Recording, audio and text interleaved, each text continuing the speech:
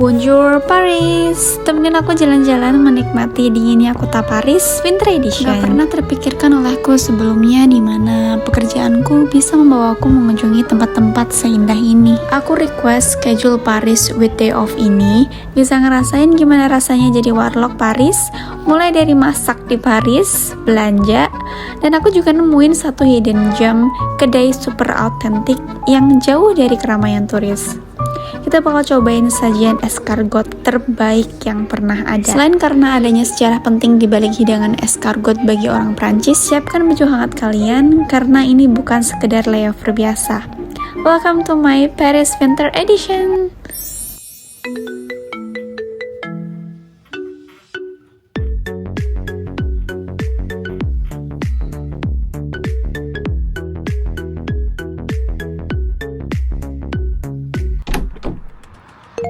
Selamat pagi dari aku di mana?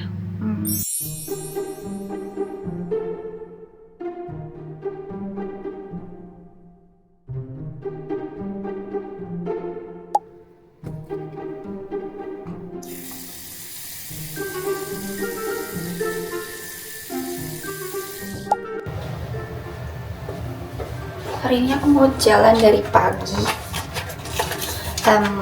Di sini hotelnya itu yang di Paris. Kita ada dapurnya gitu, terus ada microwave terus kayak mereka juga siapin kayak gini. Udah kita bisa masak. Mau panasin ini.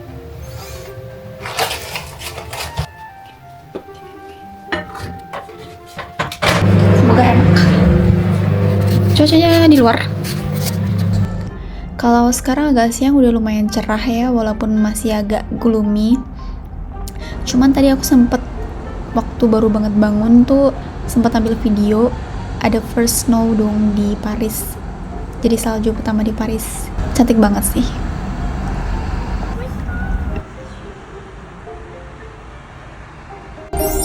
Nah, sambil nunggu makanan aku siap, kita room tour aja sekalian. Ini hotelnya.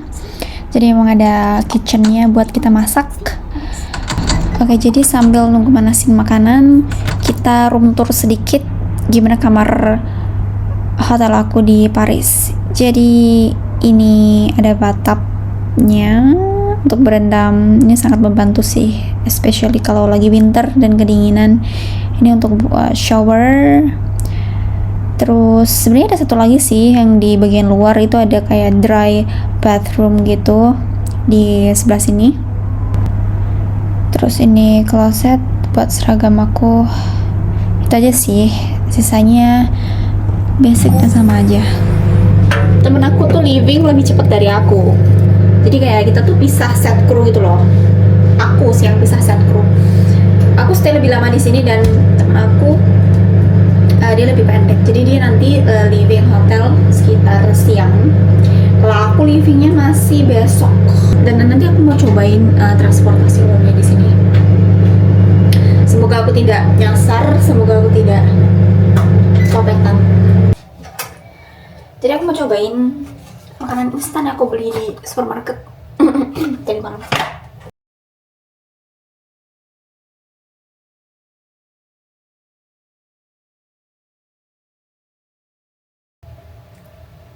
Kayak nasi Jepang gitu.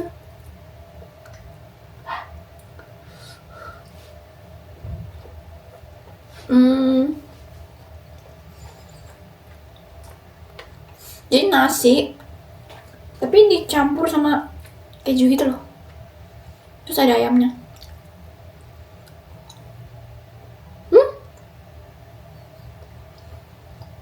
Ayamnya mengejutkan, kayak juicy gitu.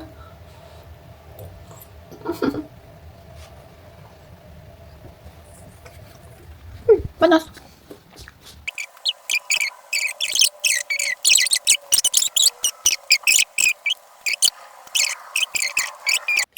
Dan di sini aku udah ready buat explore. Di sini aku pakai baju 3 lapis karena di luar itu benar-benar dingin dan anginnya kencang banget.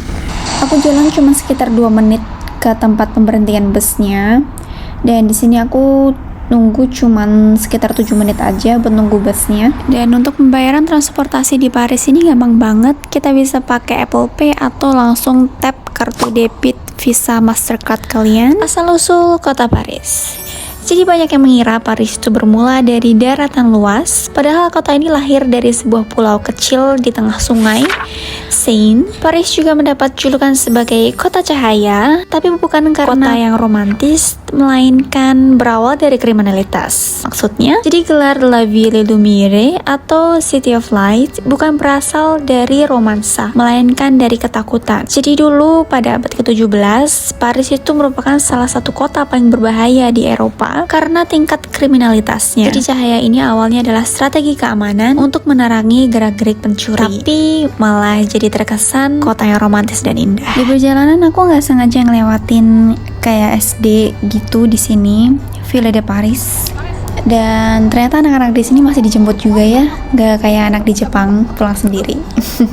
Dan hal yang gak berhenti membuat aku takjub itu di setiap sudut kota Paris itu memang benar-benar seestetik itu. Dan ada cerita di mana Menara Eiffel pernah hampir dibongkar. Sulit ngebayangin Paris tanpa Menara Eiffel. Tapi penduduk asli Paris awalnya membenci bangunan ini. Jadi para seniman di Paris menyebutnya sebagai tiang lampu yang tragis. Dan sebenarnya menara ini dibangun sebagai infrastruktur sementara untuk pameran World's Fair tahun 1889 dan dijadwalkan dibongkar setelah 20 tahun. Tapi menara ini diselamatkan karena tingginya sangat berguna untuk antena telegraf radio militer pada tahun itu. Next, yang gak banyak orang yang tahu bahwa gereja paling cantik di Paris ini sebenarnya dibangun di atas darah revolusi. Jadi gereja ini dibangun bukan cuma buat tempat ibadah, tapi juga sebagai hukuman moral.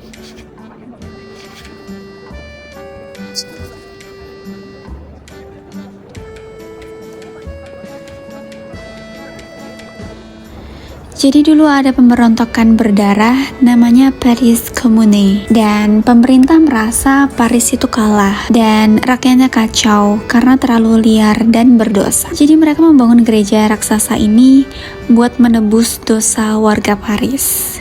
Jadi bayangin aja, kamu udah bangunin monumen raksasa cuma buat diingetin kalau kamu itu berdosa. Dan dari semua informasi yang aku baca, yang paling mind-blowing, di dalam gereja ini ada tradisi perpetual adoration, yaitu artinya ada orang yang berdoa di depan altar non-stop selama 24 jam sehari, 7 hari seminggu sejak tahun 1885, Perang Dunia 1, 2, sampai sekarang. Jadi ada orang yang selalu bergantian berdoa di sana selama hampir 140 tahun tanpa putus. Dan gak jauh dari destinasi sebelumnya, aku jalan kaki ke daerah Montmartre Village. Di sini banyak banget pertokoan, kedai-kedai, toko-toko kecil yang jual merchandise, kafe-kafe kecil, jual makanan, resto, dan lain-lain.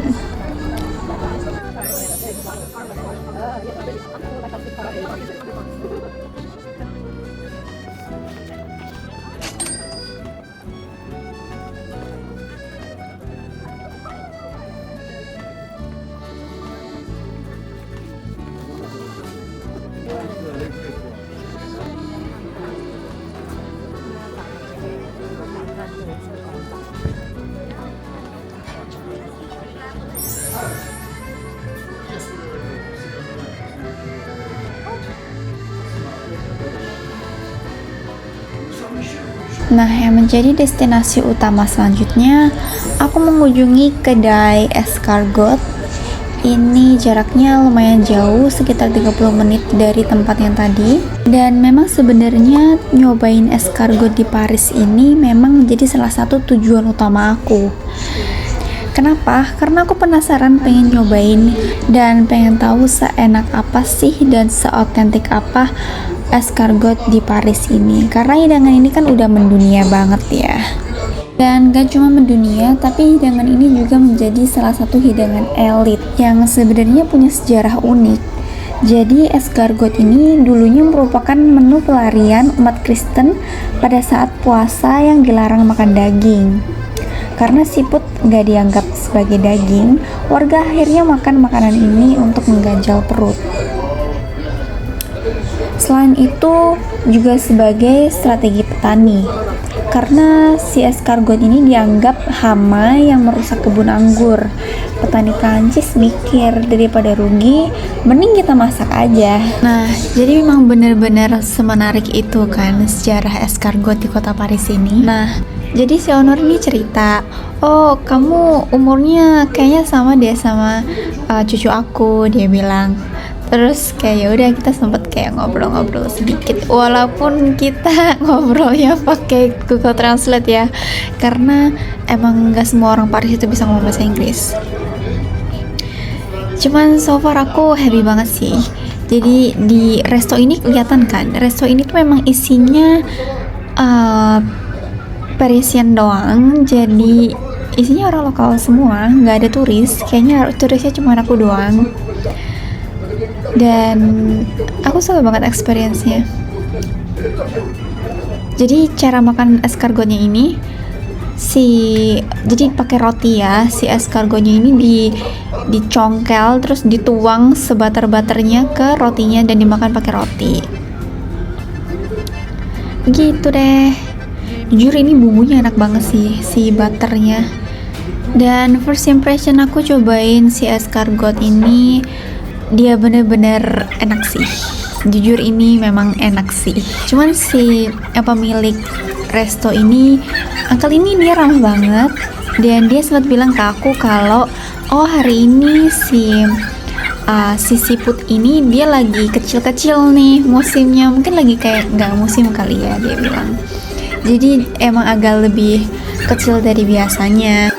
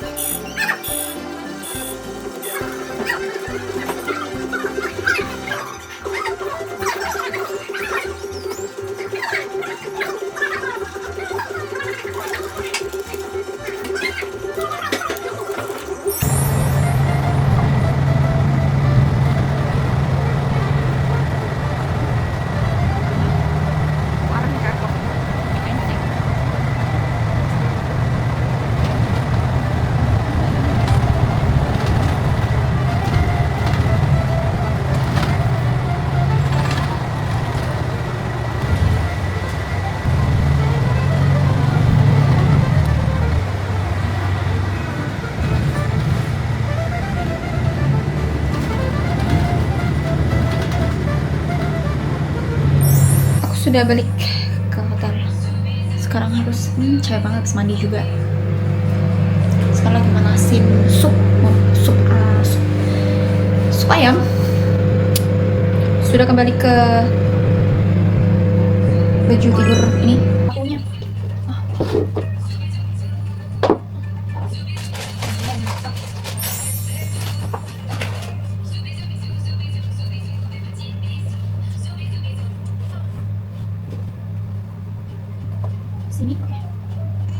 Dan cukup sampai di sini dulu vlog aku kali ini. Jangan lupa like, subscribe, dan komen. Sampai jumpa di next vlog aku selanjutnya.